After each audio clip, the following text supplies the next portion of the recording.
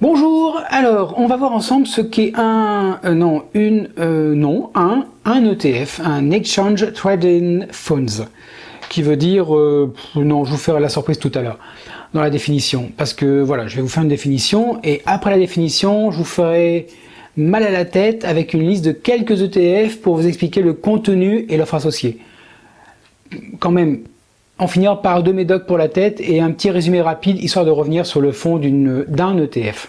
Un ETF.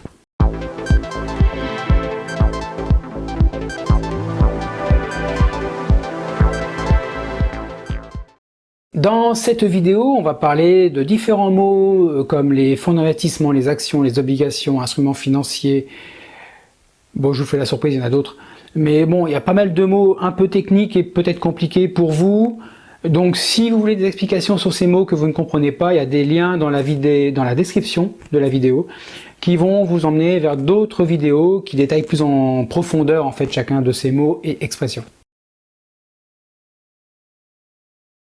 Alors, pour définir un ETF, les ETF sont des fonds d'investissement négociés en bourse qui regroupent généralement un panier d'actifs tels que des actions, des obligations, des matières premières ou d'autres instruments financiers.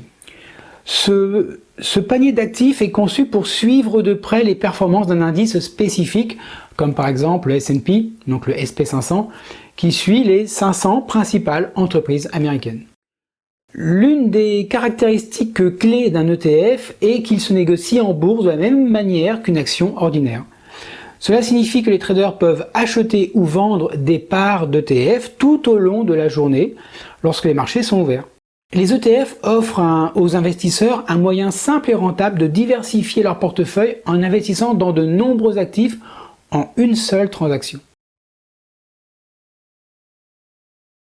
Alors, je vais vous donner quelques exemples pour mieux comprendre les ETF, mais alors attention, car ce qui suit n'est qu'une liste de quelques ETF les plus connus, et franchement, c'est assez dur à avaler. De plus, je dois avouer que je me suis fait aider pour faire cette liste, car je ne suis pas du tout dans le trading des ETF. Je suis dans les indices boursiers, mais pas les ETF en tant que tels. Alors attention, on commence. Le SPDR, S&P 500 ETF, qui est le symbole SPY. Je vous avertis.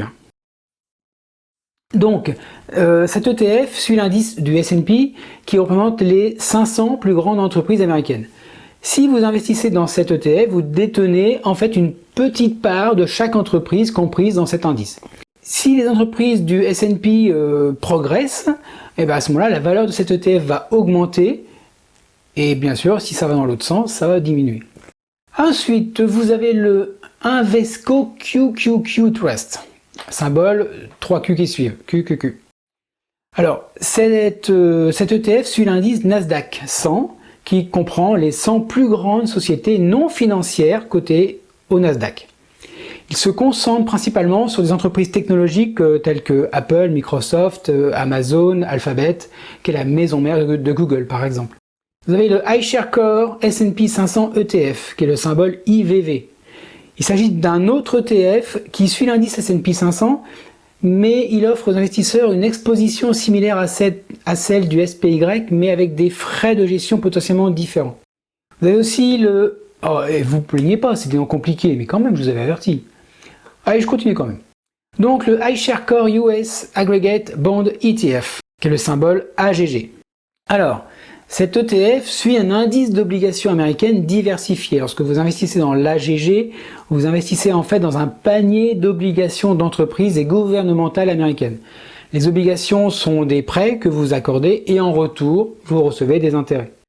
Bon, pour les plus sauvages, je vous en file encore un autre, le Vanguard Total Stock Market ETF, qui est le symbole VTI. Donc cet ETF vise à suivre la performance de l'indice CRSP US Total Market Index. Je vous avoue, je suis en train de lire parce que je suis pas du tout spécialiste. Donc, qui représente l'ensemble du marché boursier américain, y compris les petites, moyennes et grandes capitalisations. C'est dur aussi pour moi, je vous avoue. Allez, on continue. Encore, attends, je regarde combien. Encore 3. Allez, encore 3, courage, encore 3. Donc, le iShares MSCI Emerging Market ETF, le le EEM. Donc cet ETF se concentre sur les marchés émergents et suit l'indice MSCI Emerging Market, qui veut dire marché émergent en français. Et donc il offre aux investisseurs une exposition aux actions de sociétés situées dans les pays en développement tels que la Chine, le Brésil, l'Inde, la Corée du Sud. Bon, la Chine émergent, ça commence à faire un moment qu'ils sont émergés quand même. Ensuite, vous avez le Vanguard FTSE Emerging Market ETF, encore pour les marchés émergents. Cet ETF suit un indice des marchés émergents composé d'actions provenant de pays en développement tels que la Chine, l'Inde, le Brésil, etc.